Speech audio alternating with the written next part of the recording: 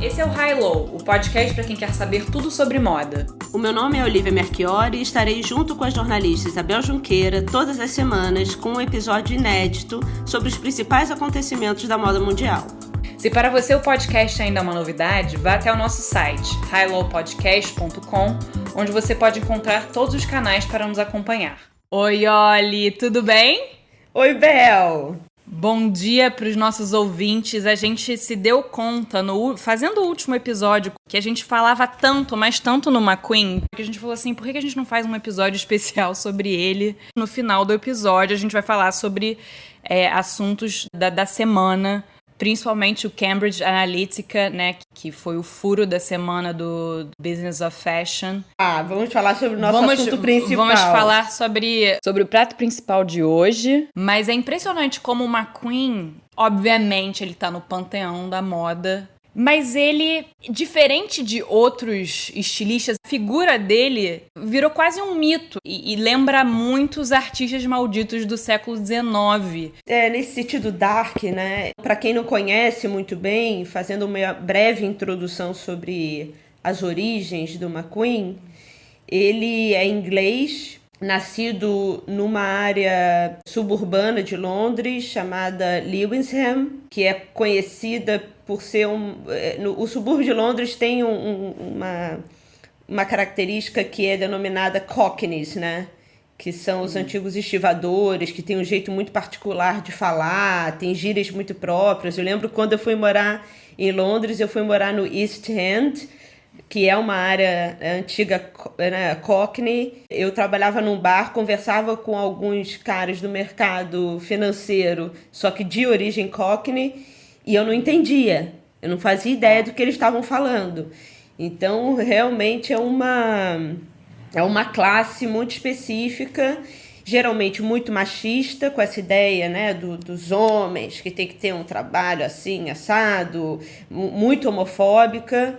O McQueen vem dessa origem, nascido em 69, e é interessante quando a gente pensa onde ele morreu, porque ele cruza, né, o East End, esse lugar muito desprovido esteticamente e culturalmente nessa época, desses valores do refinamento e sofisticação, e ele morre em Mayfair, né, que é assim, é o ninho da alta sociedade inglesa.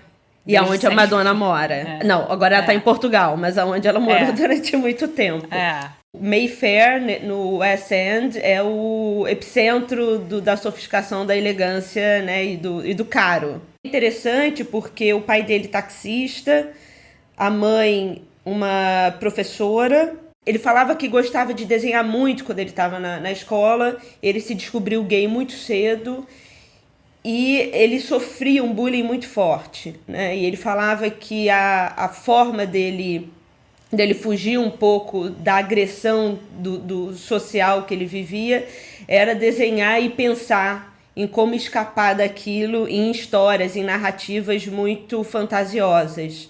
Agora, ele sempre foi muito brigão, ele agenciou a própria imagem de uma maneira a parecer um bad boy, né? Ele, mesmo quando ele estava já na Givenchy, com a marca dele, já tinha grana, todo mundo dizia que ele nunca largou esse lado Cockney, meio punk, né, que ele tinha. Então, calça larga, lá embaixo, camisão.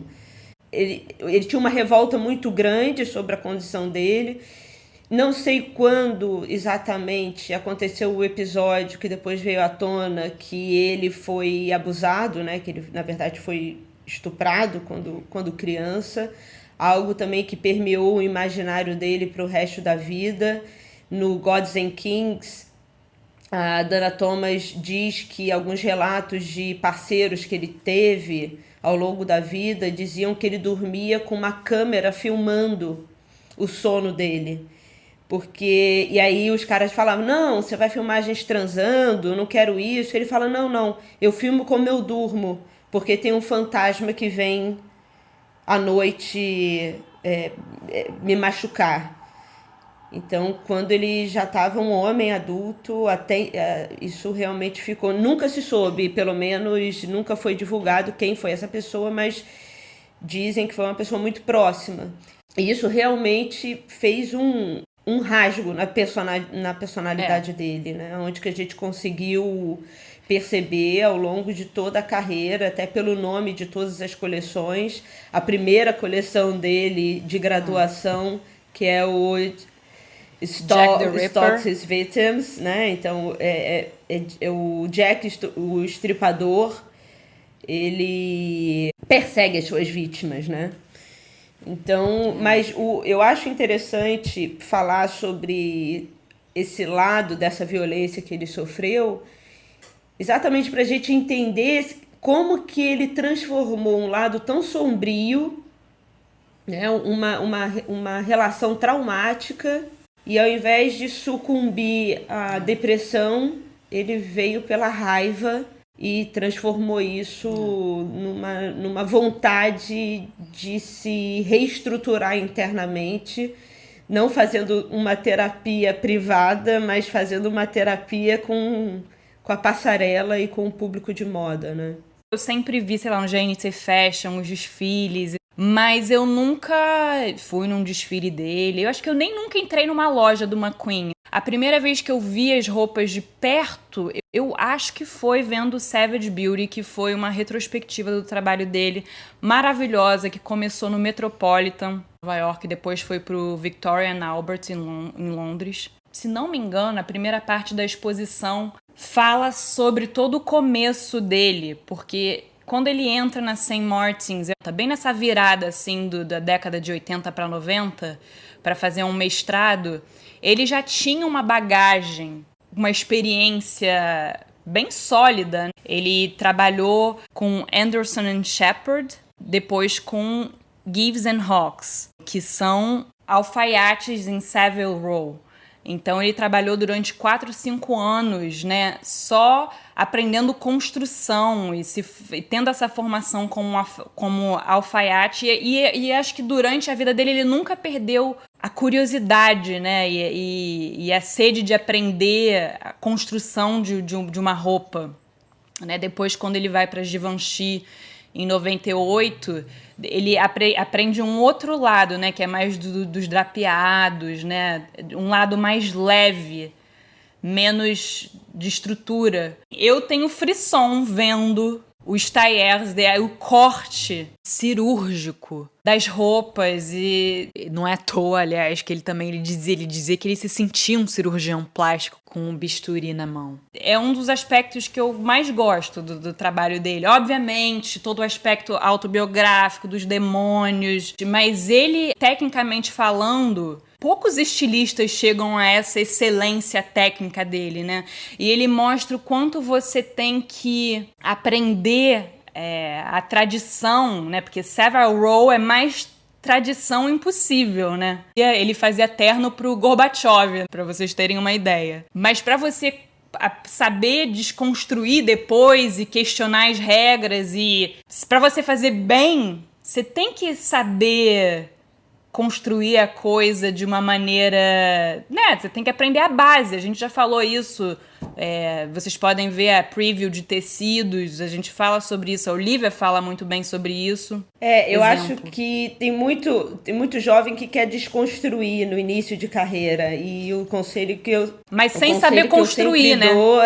Sem mal saber construir. Para depois ter a mínima ideia de como desconstruir. É interessante quando o McQueen começa a ir para realmente estudar a moda, porque essa parte da origem dele e esse trauma, não só o trauma da violência que ele recebeu em casa, mas a violência social do fato dele ser gay, ele foi tão destruído por dentro, ele foi pela necessidade de ser o melhor em alguma coisa, e aonde ele descobriu que ele poderia ser o melhor seria nessa primeira opção, onde ele se sentiu um pouco mais acolhido né, que foi na moda. Savile Row é interessante porque tem as lojas em cima e aí embaixo, né, você tem que descer uma escadinha e aí é como se fosse um porão, né, que as pessoas que os alfaiates trabalham. A maioria deles jamaicanos e panamenhos, né. E o McQueen, o que todos eles diziam sobre o McQueen é que ele era extremamente compenetrado, curioso. No início ele chegava tarde, ele era meio rebelde nesse sentido, mas quando ele estava aprendendo a técnica ou quando ele tinha que fazer alguma coisa, algum acabamento, quando ele tinha que aprender a terminar alguma coisa, ele ficava obcecado.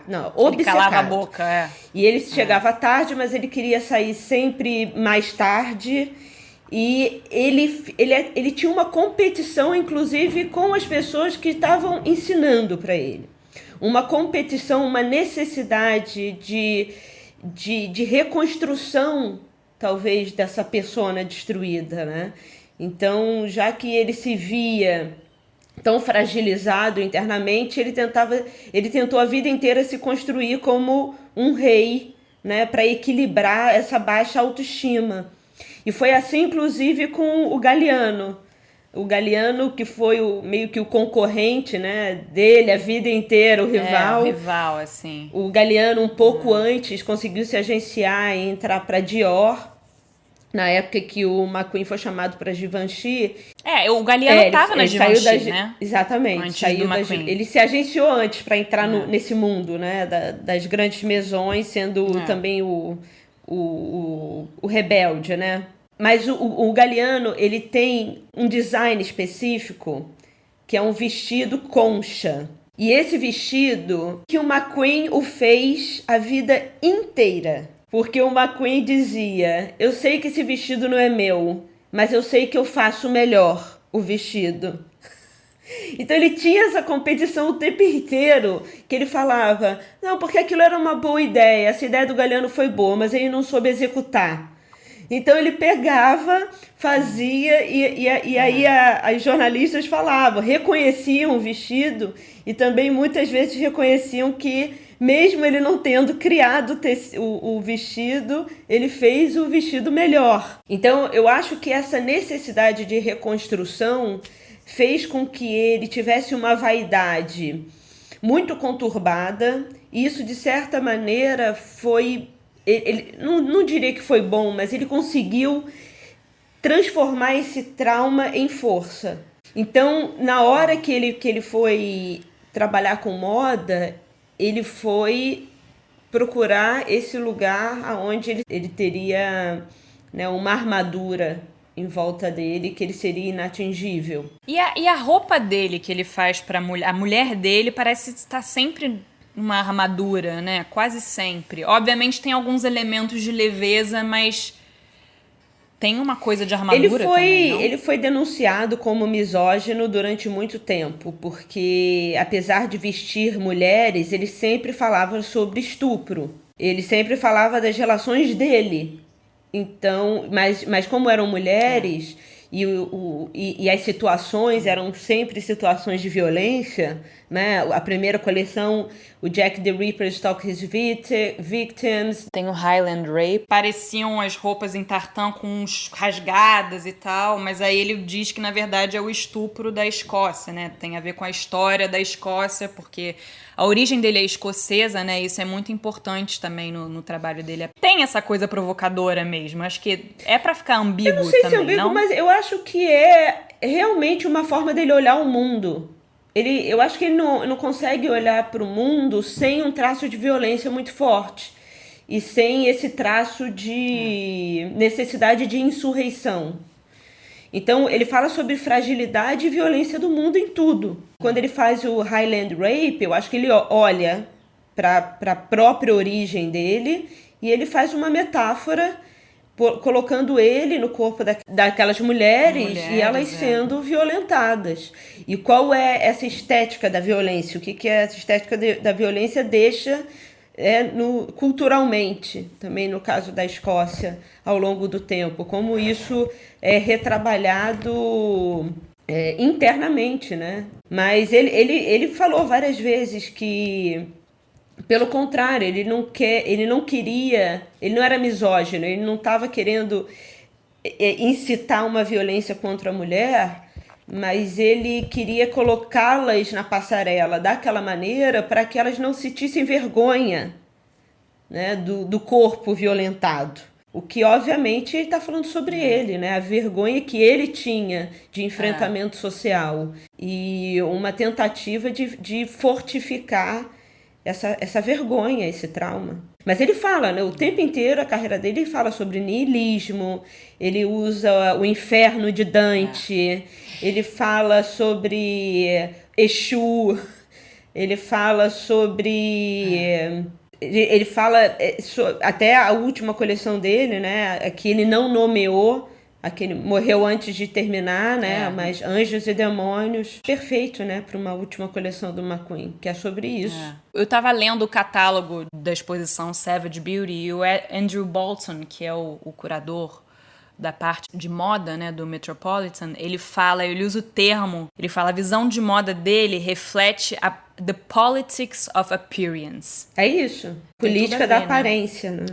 Você consegue imaginar uma McQueen hoje em dia? Muito sensível a tudo que acontecia em volta dele. Não consigo imaginar. Mas ele é muito sensível, mas ao mesmo tempo... Eu acredito que ele tem uma característica que falta muitas vezes aos nossos estilistas e criadores de vanguarda. No Brasil, certamente. Ele era obcecado, mas quando a gente lê sobre a história dele, fica muito claro que ele entende que existe um negócio a ser tocado. Então ele também não é aquele criador um tanto apático, que se vê como gênio e que se coloca num lugar de que precisa ser ajudado. Ele consegue trazer pessoas para o lado dele, tanto ele quanto o Galliano. O Galliano mais do que ele ainda. O Galliano era mais suscetível aos espaços sofisticados. O McQueen, ele era menos... ele era mais reativo a esses espaços. Inclusive, dou um parênteses, tem uma ocasião que a Anne Winter pede para almoçar com ele e que ela sai horrorizada vendo ele comer uma lagosta, quebrando tudo com a mão e comendo de boca aberta e praticamente arrotando na mesa com ela. Somos todos McQueen. Mas sem fazer esforço nenhum de parecer mais elegante do que ele acha que deveria ser visto como. Então ele tinha essa reação, né? Mas ao status quo. Mas ele sabia que ele precisava de investidores. Ele sabia... Não, sabia ou aprendeu, né? Tem uma frase do Galliano, quando ele tem a primeira porrada depois que ele sai da St. Martin's e que alguém pergunta para ele: o que você gostaria de ter aprendido na faculdade que você não aprendeu? Aí ele falou: negócios. Eu acho que pela origem humilde, eles entendiam que existia um mundo de dinheiro e que eles precisavam fazer dinheiro. Então, por mais que eles gostassem de tecidos caros, que eles fossem atrás de matérias-primas, né, que melhor revelassem a ideia deles para o mundo, eles trabalhavam incessantemente, né? Os dois viviam fazendo roupa dentro do estúdio, costurando, modelando, fazendo roupa. E eles só saíam do estúdio no início da carreira dele. Eles tinham que encontrar alguém que poderia os ajudar na parte financeira. A Dana Thomas fala que chegava um ponto dos dois que você chegava no estúdio, eles estavam fedendo, porque eles estavam um dia sem tomar banho e sem escovar o dente. Mas eles não paravam de fazer roupa. E eles entendiam que a coisa, né, trazendo por uma gíria de agora, era menos close.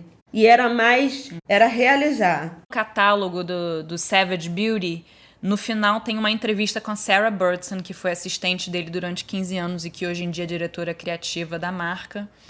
E é muito interessante, porque Transparece muito isso que você falou, Olivia. É uma de obsessão mesmo. Ao mesmo tempo, um inferno e um paraíso você trabalhar. As costureiras que trabalhavam com ele ficavam até tarde porque elas estavam sendo desafiadas no trabalho delas.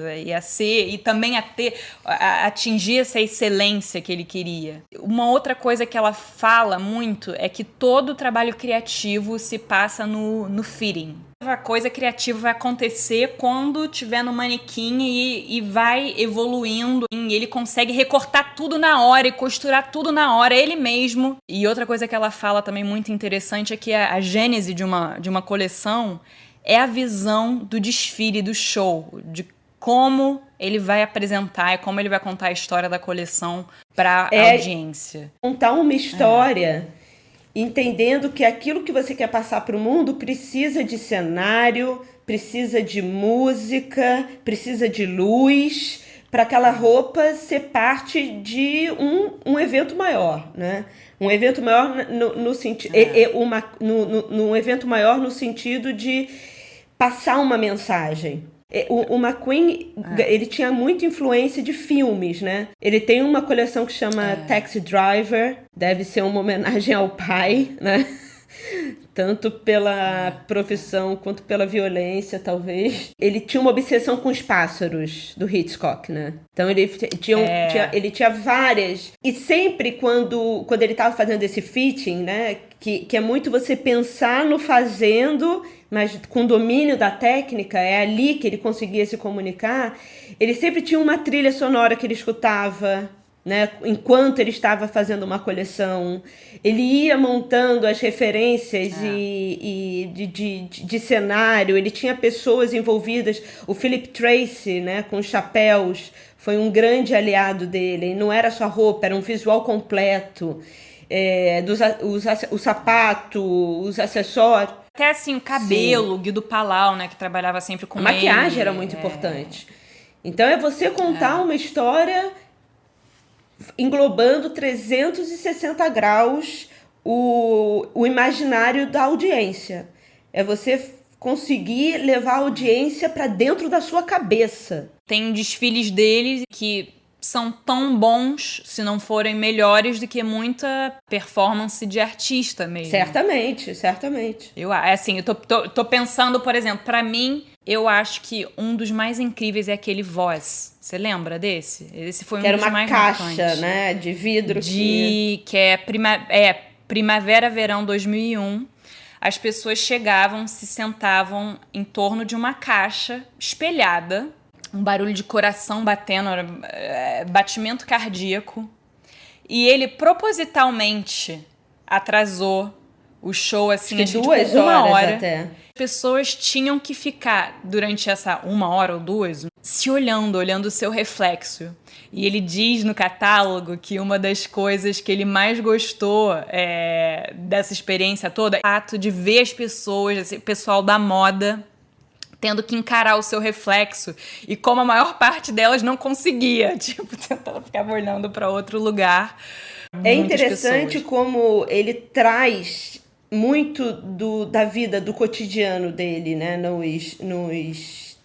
É muito pessoal os desfiles.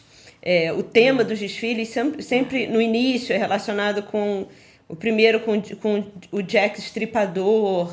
E aí depois, quando ele começa a ter que lidar com essa turma do high society da moda e dos negócios, ele começa a fazer ele começa a ter inspirações, né? What a Merry-Go-Round, né? Que é aquele brinquedo, né? Que aquelas xícaras ficam rodando, deixam você zonzo. Depois ele tem The Dance of the Twisted Bull, que é como se fosse uma maratona de dança, e aí as pessoas ficam lá, né, dançando com seus parceiros de forma desesperada. Aí depois ele tem O Homem que Sabia Demais, que dizem que foi pro... no Hitchcock, mas que diz que foi uma homenagem ao Bernard Arnault. O homem que sabia demais, que mandava em tudo. A verdadeira inspiração. Aí tem vários, né? É tudo um jogo. Então, dá pra sentir exatamente o que está acontecendo na cabeça dele, como ele consegue traduzir para fora, em termos de espetáculo, as suas inquietações. Voltando um pouco àquela sua pergunta sobre se seria possível que uma Queen vivesse no nosso mundo hoje, eu acho que algo que substancialmente mudou e que ele viveu o início dessa mudança, que também a gente já falou em outro episódio, é a entrada do mercado financeiro brutal por trás das grandes maisons, né? Entendendo que a moda de alto luxo era extremamente lucrativa nessa virada da década de 90 para 2000, a entrada das figuras como Bernard Arnault, o François Pinault, e eles entendem que eles precisam de espetáculos, grandes espetáculos, para vender bolsa e perfume. Mas mais do que isso, eu acho que nessa época eles ainda entendiam a necessidade de você ter esses disruptores, pessoas que realmente chamassem a atenção pela sua capacidade de organizar grandes eventos, né? E falar sobre grandes narrativas. Hoje a coisa mudou um pouco, né? Eu acho que essa fragmentação da informação em pequenos canais talvez tragam a necessidade que também a gente conversou no episódio passado com o Augusto, desse evento tátil, né, de estar presente e você sentir a energia de um desfile. Então, por isso, existe esse novo autoinvestimento na Semana de Moda, como a gente tem visto, em cenário, em música, em tornar realmente um evento em grande escala. Mas eu acho que é complicado ter uma postura rebelde como a que o McQueen tinha. Eu acho que todos os grandes estilistas hoje também são mais orientados a esse comportamento com homens de negócio. Eu acho que o mundo dos negócios já pautou uma forma de se comportar que não dá mais espaço a grandes desvios, teoricamente, de personalidade que o McQueen tinha e como o Galliano tinha. Os dois eram românticos, no sentido de acreditar na arte que faziam e se entregar por completo e não conseguir gerenciar um pouco o seu próprio rompante, né? Mas os dois começaram a ter uma vida de drogas, né, muito, muito aberta. Todo mundo sabia o que acontecia. Tanto o Galliano quanto o McQueen eram sabidos que eles, né, cheiravam muito e bebiam muito durante o trabalho. Eu duvido que numa grande maison isso seja possível hoje. Os estilistas são muito mais domesticados nesse sentido, não que isso seja ruim, mas eu acho que figuras rebeldes e anárquicas como o McQueen seria difícil. Então você precisa ser um rebelde com propósito hoje.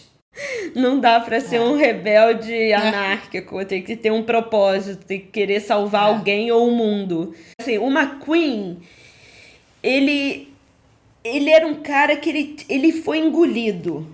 Assim, ele precisou ser engolido, porque ele era tão genial, ele era tão obcecado, ele era o melhor em fazer aquilo. Mas é um cara muito complicado para se engolir quando você tem negócios. Ele não comia direito no restaurante, ele não ia para entrevista. Se ele não gostasse de alguém, ele xingava na cara da pessoa. Realmente, não que eu esteja dizendo que esse é um bom comportamento e que todo mundo que tenha uma intenção revolucionária tenha que ser uma pessoa agressiva, né? Isso é uma característica também, como a gente falou, de reconstrução e de identidade dele muito danificada. Mas esse perfil de o que você espera de uma pessoa de um novo criador hoje, me preocupa no sentido dos discursos estarem muito homogeneizados. Então, você pode falar sobre representatividade negra, mas se você quiser fazer isso aqui com a Nike vendendo um tênis, ok. Se você quiser fazer isso, talvez lutando na rua por uma melhoria na educação e fazendo isso de uma forma violenta, e não violenta quebrar tudo, mas violenta de uma forma que o mercado não entenda como boa para ele, vai ser mais complicado. Você acha que essa volta dos anos 90, que agora já tem há um tempo, tem alguma Sabe coisa a ver com isso? Sabe o que eu acho que é a volta dos anos 90, Isabel? Eu tenho uma teoria sobre a volta dos anos 90. Se você pegar o nascimento da maioria dos grandes estilistas hoje, eles são do final de 70 e início de 80. Então eles cresceram nos anos 90. A melhor época das nossas vidas, a época com menos pressão de tudo, de negócio, de vida, as primeiras descobertas que realmente impactaram. E com uma certa liberdade, porque você né? é adolescente. E, né, as coisas são todas surpresas e lindas. E você tem essa sensação de poder, de mudar o mundo. Depois a coisa complica, né? Eu tô chegando, né? Depois dos 35, início dos 40... a coisa fica muito mais séria, você já tem outras responsabilidades. Junto a isso, eu acho que existe na década de 90 uma visão da tecnologia ainda um pouco Amélie Poulain, né? A tecnologia era algo muito interessante de você conseguir se conectar com pessoas. Não existia esse lado perverso do controle, não existia não se pensava nesse lado perverso da punição, do controle midiático, do uso do Instagram para fins políticos, o uso da tecnologia para fins bélicos. A internet era um espaço muito curioso, incipiente, então a relação com a tecnologia era diferente. Então, sinceramente, eu acho que a volta dos 90 é um estado nostálgico e um tanto melancólico de um passado onde as coisas eram mais leves. A gente se sente velha, né? Velha, e eu vou te falar, eu já tive situações com essa volta dos 90, onde eu tava com um designer gráfico e eu falava, cara, eu não quero estética 90, isso é muito retrô, o que você tá fazendo é muito retrô, e ele fica puto, porque ele tava achando que tava fazendo a coisa mais moderna do mundo, mais avant-garde do mundo, e eu falava, gente, isso é assim, Dazed and Confused 90, entendeu? E ele falava, não é, isso é absurdo. Aí eu abri a revista e falava assim, olha só, isso aqui que você tá fazendo. Ou é o Massive Attack, ou é o Kraftwerk. E aí ele falou, quem é Kraftwerk? Eu falava, então, essa música que você tá fazendo, essa trilha, isso é Kraftwerk. Mas Kraftwerk é uma volta. Obviamente, não existe recriação 100%. Não dá para voltar exatamente como as coisas eram. Mas sempre me incomoda quando as pessoas têm uma ilusão de que elas estão reconstruindo uma ideia, mas quando, na verdade, existe muito pouco de evolução da ideia original que foi dada há 30 anos atrás. Mas eu acho que 90 é isso. Tá todo mundo com 40 anos, com saudade dos seus 20, entender? E se quando a gente estava crescendo nos anos 90, né, tinha coisa retrô dos anos 70, dos anos 80, de outras décadas, obviamente ia chegar uma hora que ia ser os anos 90. Claro, né? Claro, quando a gente ouvia CD, né, era o máximo ter, sei lá, LP, as coisas, né, que anteriores, de certa maneira, contam uma história também que você não viveu, mas é parte da sua história, porque você é construção daquilo, né? Bom, vamos passar para assuntos da semana. Eu e a Olivia, a gente estava pensando assim, o que a gente pode falar de atual e tal?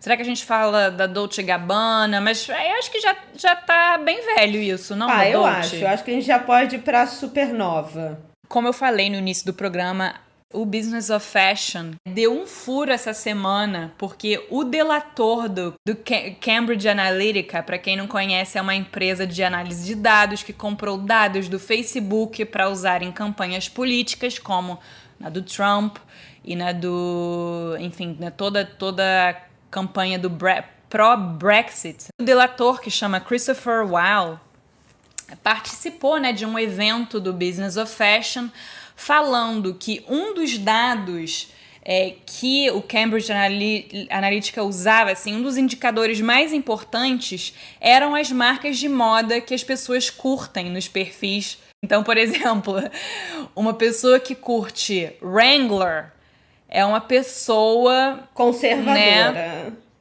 né, mais conservadora, menos aberta, no outro oposto. Isso aí, e uma marca que estava no oposto disso era a Kenzo. Então, aí eles sabiam em quem seria o público-alvo dele, né, para eles enviarem aqueles artigos de fake news, enfim. Uma matéria internet, que só colabora o nosso segundo episódio sobre moda e política e o que a gente vem falando há muito tempo de maneira privada entre a gente e hoje aberta, que a estética é uma ética. Então não tem essa de acordei e botei uma roupa porque eu não quis pensar em nada. Não, pensou sim. Mesmo que de forma menos consciente, né? O azul e outras pessoas de forma mais consciente, mas o azul Cerulean da Prada, do Diabo Veste Prada, né? O cinto azul Cerulean, aquele famoso episódio do filme, cada vez mais claro, né? Então, existem pessoas pensando em estratégias para criar posicionamentos através da imagem agenciada pela roupa, né? Pela moda. Então, a gente há pouco tempo veio a moda modest, né? A modesta, né? A moda mais carola. Isso quer dizer muito sobre um posicionamento político que marcas estão oferecendo ao mercado, né? Não seja tão decotada, não seja tão aberta, oferecida, né? Use uma roupa mais fechada, mais que resguarde mais o corpo da mulher. Isso é um posicionamento político. Agora, eu acho maravilhoso que isso se extrapole dessa maneira para que a gente pense um pouco mais naquilo que nós estamos comunicando diariamente quando a gente acorda, faz as decisões de cor, de volume, de proporção, né, de forma, e o que a gente está querendo dizer para o mundo. Então, o que o Cambridge Analytica, na verdade, usou foi algo que para a gente é praticamente óbvio. Claro que uma pessoa que prefere Wrangler, ela pensa numa visão de mundo americano mais tradicional e conservadora. Que tem tudo a ver com Make America Great Again. Exatamente. Né? A Kenzo tá completamente... A Kenzo, além de não ser americana, ela ainda tem a dupla do Opening Ceremony. A Carol Lin e o Humberto Leon, filhos de imigrantes, né? Visivelmente asiáticos, os dois.